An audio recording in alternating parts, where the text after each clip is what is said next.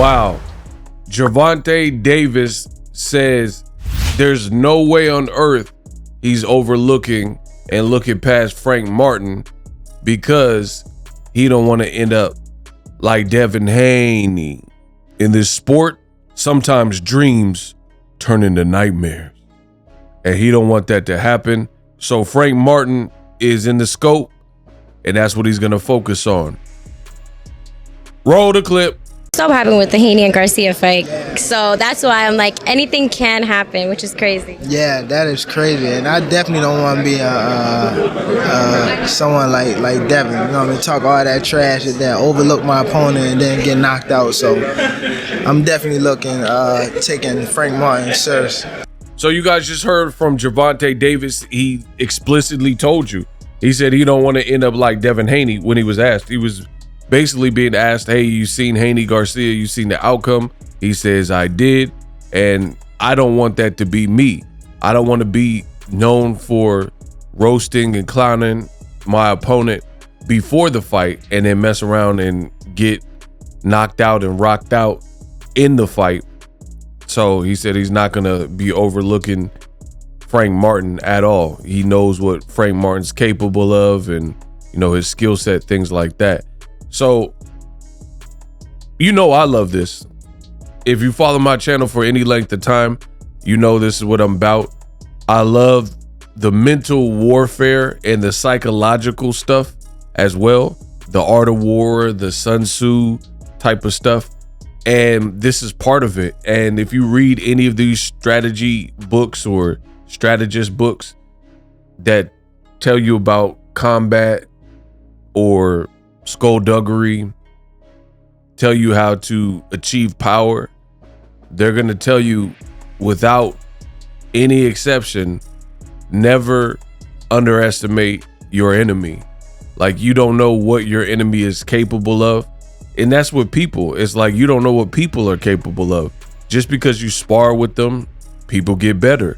People, their determination, their will to win, you can never overlook these things. That's why we all watch the sport of boxing, because it truly is the theater of the unknown, and you just never know. Like, on paper, there's of course fights where there's a massive underdog and things like that, and you have, let's say, Gennady Golovkin fighting Dominic Wade, and you know, hey, Dominic Wade, Steve Rolls, they don't really have what it takes or really have a chance to beat the A-side person. But in a matchup like Tank versus Frank, this is not that type of fight. I've even likened it to, it could be this generation's Floyd Mayweather versus Zab Judah. High speed, very technical, in your face, like good fight, real good fight. So we'll see how it all plays out. But I firmly believe you can't look past your opponent. And that's the mistake that Devin Haney's team did. And I've told you that. And it's funny, the great ego Stradamus strikes again. When I say these things on the channel, people think I'm just joshing. When I say these things, people think that I'm just bumping my gums. But then you hear people in the industry, pro fighters, trainers, etc., and they almost always, you'll hear people mimic the statements and sentiments that I've already put out right here and laid out for you on YouTube. So I must not be that bad when it comes to this assessment. I told you, Devin Haney, this was a lose-lose fight with Ryan Garcia for a variety of reasons. For one, Gervonta Davis beat Ryan Garcia just a year ago. In my opinion, Devin Haney tried to rush it, trying to rush into stardom, and now he got himself in the situation that he's in because he chose the dance partner that he chose.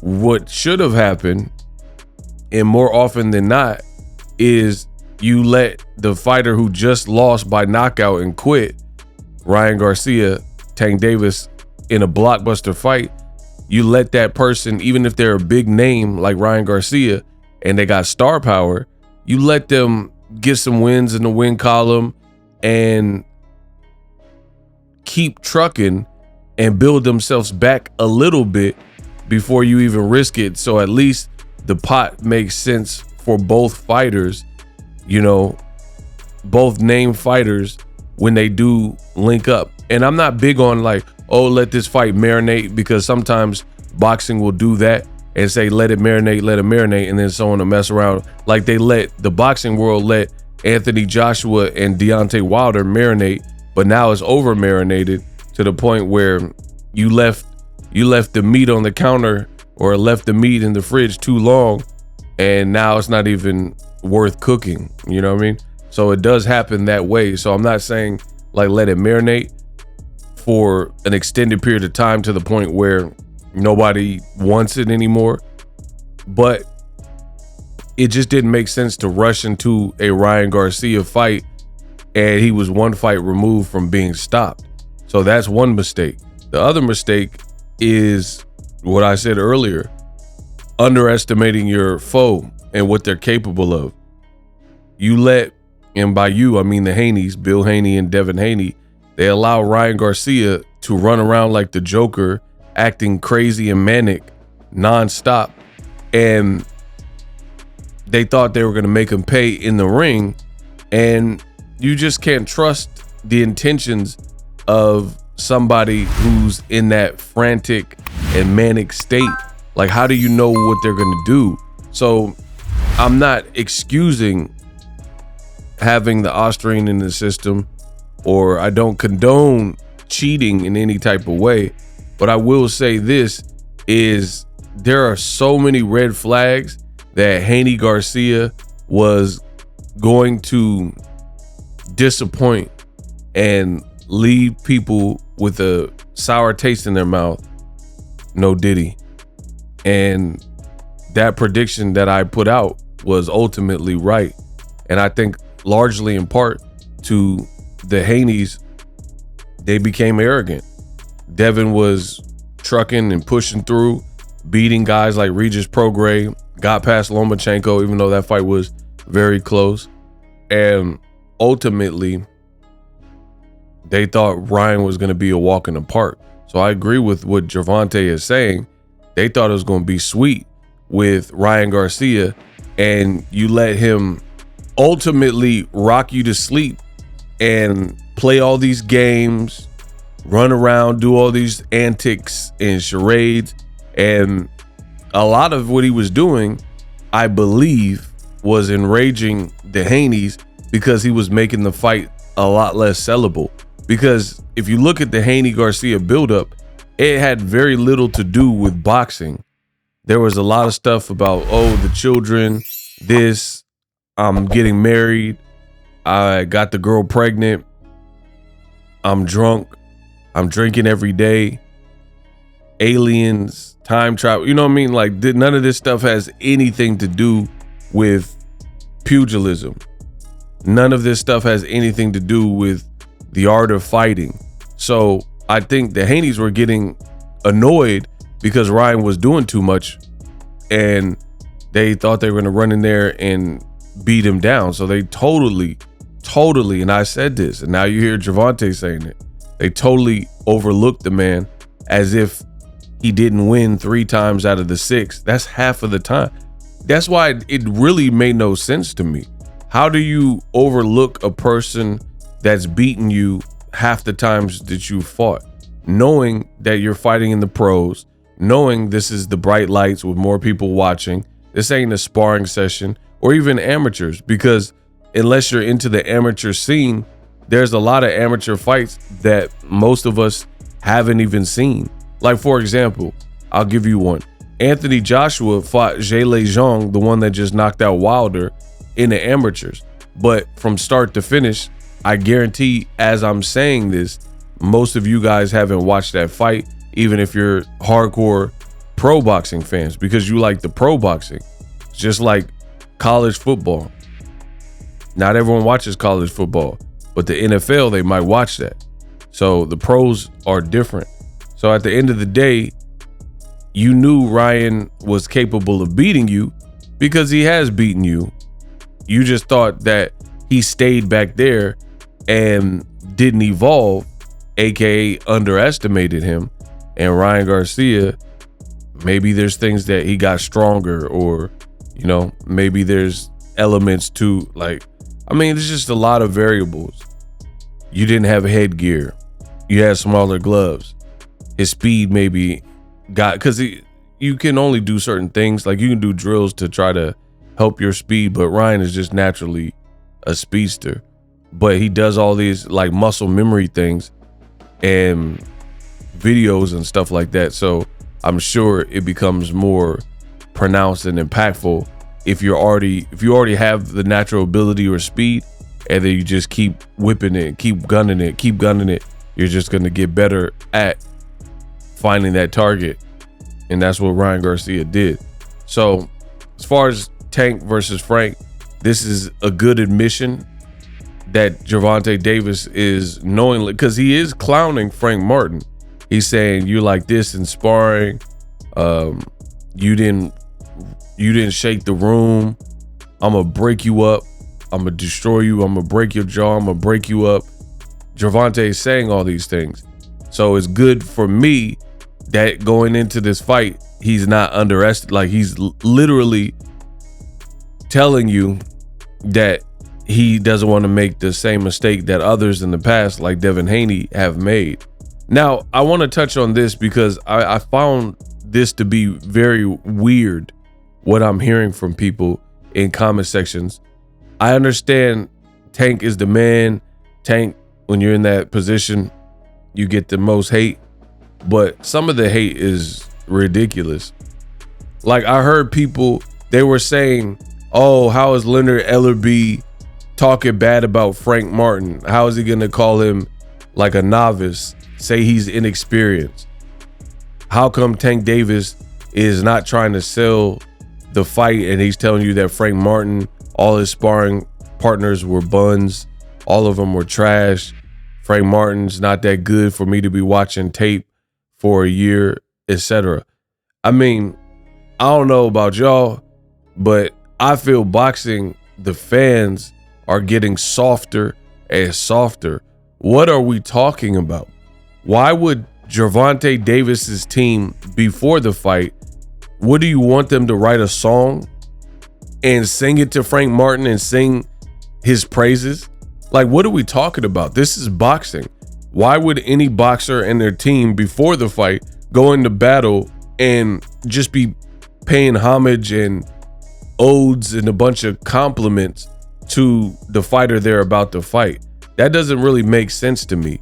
You guys could be friends or gentlemen after the fight. In professional boxing, since your life is at risk, I'm all for this. I like trash talking, but I like when people trash talk and can back it up. So if Tank can back it up, then that's that. But regardless, there's not really a reason for Gervonta Davis not to berate his opponent. And then you got this new PC soft cancel culture, and they're asking why Tank is being mean to Frank Martin and why he's not saying anything nice. And this is not the proper way to build up the fight because you're not giving enough compliments to Frank Martin. Bro, the game is getting soft. Subscribe to my channel. We're here to change that. I have no problem with Leonard Ellerbe saying this and saying Frank Martin is inexperienced. I have no problem with Tank Davis saying that Frank Martin ain't on his level. I mean, I don't understand. I don't see it any other way. You guys let me know in the comment section. But the game is getting soft to the point where we're expecting fighters to not trash talk and be nice to the other opponent and talk about how good they are. I mean, this is fist to fist, man to man, mano a mano combat. What do you look like by telling someone that they're good at this and they're super skillful, yada, yada, yada, and that's only going to help them grow in confidence? In my opinion, you want to break somebody's confidence. You don't want to help them grow in confidence. So that's what you get. You get the banter, the pre-fight stuff, the trash talk. I have no problem with that, but there's a lot of people who they're acting surprised, like, oh man, why is Team Davis not pushing for, I don't know, compliments to Frank Martin or whatever? That just sounds insane. Frank Martin is a good fighter. He's a skilled fighter. He's a southpaw. He has a chance on Saturday. But I'm not mad at the team for not just rolling out the red carpet and talking about how good they are. You're supposed to feel, if you're Tank Davis especially, you're supposed to feel you're superior and that he can't mess with you. So I could tell some of you guys don't know boxers and never had conversations with boxers like I have. This is everyday stuff. These boxers, they got egos. They don't want, unless you show them, they're never going to accept that someone's better than me. And even when you do show them that you're better than them, you'll see boxer B beat boxer A or boxer A beat boxer B. Some of them still won't admit it. They'll be like, oh, he cheated, or I had a bad camp, I had an injury. Like, they're like, that's just the fight game, right? So yeah, Tank's the A side. He's supposed to say these things that Frank ain't on his level and things like that. So the audacity of new boxing fans is crazy. It's crazy. People want Tank to be all cookie cutter and, you know, not try to make Frank Martin flinch. I mean, even that, the people are talking about the flinch. They're talking about the flinch, and people are like, no, he blocked. That's not a flinch. What are we talking about? Frank Martin flinched, period. Whether you think that's justified or not, there's people who are really having these threads in my comment section asking if Frank Martin really flinched and getting mad because Tank made him flinch. The game is weird. I'll see y'all Saturday.